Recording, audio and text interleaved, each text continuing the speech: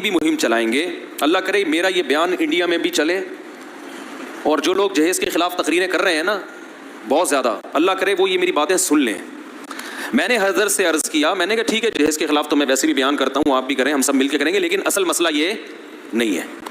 جہیز بھی کسی اور چیز کی پیداوار ہے, کوئی اور غلط کام ہو رہا ہے جس کے نتیجے میں مارکیٹ میں جہیز آ جائے. وہ غلط کام ختم کریں گے, جہیز مارکیٹ سے کیا ہو جائے گا, بولو, خود بخود شارٹ ہو جائے گا. دیکھو ایک گٹر کھلا ہوا ہے کسی کے گھر کے باہر, وہاں مچھر آ کے بیٹھتے ہیں اور گھر والوں کو ملیریا ہو رہا ہے, محلے والوں کو. آپ ملیریا کے پیچھے پڑے ہوئے ہو ہاتھ دھو کے, ملیریا تو ہوتا رہے گا جب تک گٹر کھلا ہوا ہے اور مچھر وہاں پہ پل رہے ہیں.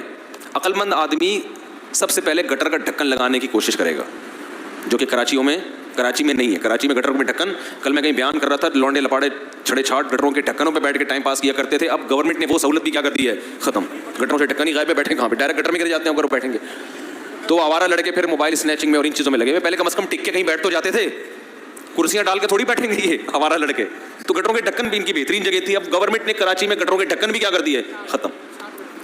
وہ تو ملیریا اگر پھیل رہا ہے تو بھائی اس پہ پہلے اسپرے کرو نا, جو کچرے کے ڈھیر پڑے ہوئے ہیں جہاں سے مچھر پیدا ہو رہے ہیں. تو وہ ویکسین بھی اپنی جگہ, ملیریا کا علاج بھی اپنی جگہ, لیکن پہلے اس کو صفائی ستھرائی کا پہلے انتظام ہو.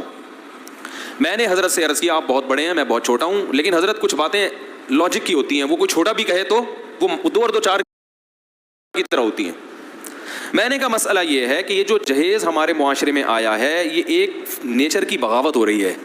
اس بغاوت کی رزلٹ کیا ہے جہیز؟ وہ بغاوت یہ ہے کہ مرد میں اللہ نے سیکشول ڈیزائرز عورت سے زیادہ رکھی ہیں. یہ اس کی باڈی کی ریکوائرمنٹ ہے کہ اس کو ایک سے زیادہ بیوی چاہیے, اور آپ اس کو حکم دے رہے ہو کہ بیوی کتنی رکھے, بولو, ایک. نتیجہ یہ نکلے گا کہ عورتیں پیدا اسی حساب سے ہو رہی ہیں, کیونکہ فطرت کا یہ دعویٰ ہے اِنَّا كُلَّ شَيْءٍ خَلَقْنَاهُ بِقَدَرٍ, ہم نے ہر چیز کو ایک اندازے سے پیدا کیا ہے. اس زمین میں نا بڑی مینجمنٹ ہے, ایک نظم ہے, ایک خوبصورت مینجمنٹ کے تحت یہ کائنات کا نظام چل رہا ہے.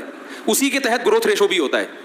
میں نے کہا عورت کا گروتھ ریشو اسی حساب سے ہے جس حساب سے مرد کے دل میں اس کی خواہش ہے. عام طور پہ مرد کی نیچر ہے کہ وہ ایک سے زیادہ عورت کا متلاشی ہوتا ہے.